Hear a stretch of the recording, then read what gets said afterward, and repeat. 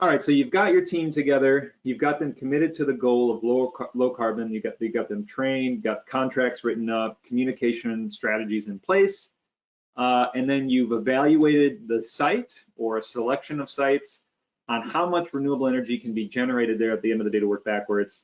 So tip number 3 is what we call Befriend the Sun. So this idea here is essentially passive solar, right? This is taking advantage of pretty much free solar by thinking a little bit more thoughtfully in the design stage. And obviously, if you're doing a new build, you have a lot more opportunity here. If you're doing renovation, again, it could help influence things slightly if you can move windows around a little bit, but you might be more limited on what you can do and making this one, not as relevant. The thing is most projects build to now just keep the sun away. Just keep it out. So we see a lot of projects with south-facing, just lots of wall, barely any windows, east-west. Just get that, stop the sun from overheating the house in the winter, but not in the summer, but not taking advantage of the free sunlight to heat the house in the winter. And we know it works because during the 2018 polar vortex in February, we saw a Facebook update from our friends here at the Burbeck Beacon Springs project on their house. This is a Living Building Challenge Zero Energy LEED Platinum certified project in Ann Arbor, Michigan. And I saw their Facebook post. They had a picture of one of their windows there on the site open, and it was -13 out, and they had to open their window because they were overheating in their house. And the reason they were doing this, because the sun had peaked out for a couple hours, came in, and basically essentially what it did is it came in through their higher solar heat gain coefficient windows here, and then hit their trom wall system, which is hiding behind these windows or concrete floor, and then radiated out, and then heated the house up to more than what they needed it without the geothermal system running. And so this was just good due to good passive design. They barely ever run their geo system during the winter unless it's the coldest of cold days, especially during that vortex. So I really, thought that, that really stuck out to me.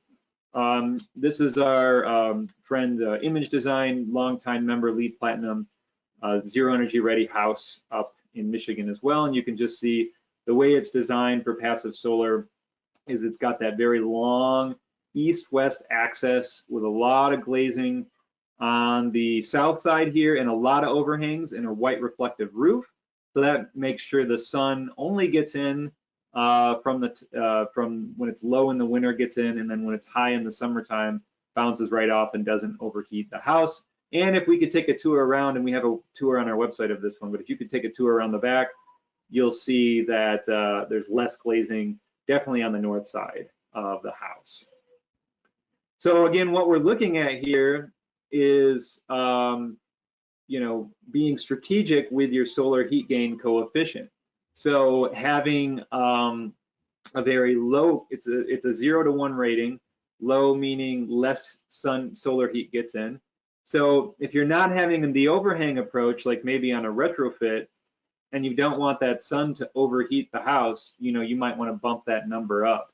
But if you're trying to be strategic and using overhangs or other strategies, then you want to have that number be a little bit higher to let that sunlight in the wintertime, but then you'll rely on the overhang during the summer. You also have light shelves. So this is a LEED Platinum project up in Michigan. And you can see they built in these light shelves facing south here, so that sun basically just penetrates right into the project from the south here, and then goes through and just right up in back through into the kitchen, into the bathroom, because they have these sort of little shelves built around the house, and that extends natural daylighting. Here again is just an example of what we know works. Our member at Our Value Home building passive solar ICF homes all day long, and just going in to check it and making sure that, sure enough, when that sun comes in and warms the floor up, it really is heating that house up in the wintertime.